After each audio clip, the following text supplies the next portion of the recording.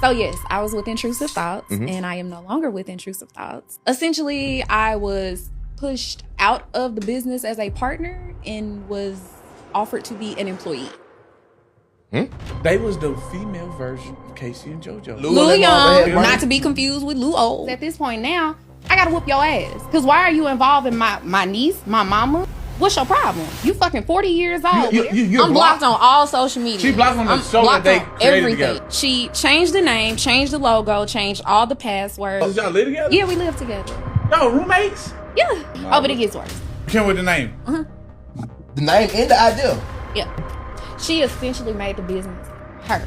And she said it in her message, this is my business. Hurt like hell, because again, this is somebody that I thought would never fuck me over or some shit like that. So when it happened, I was like, I really want to beat this bitch ass. Okay. Hold me a shot.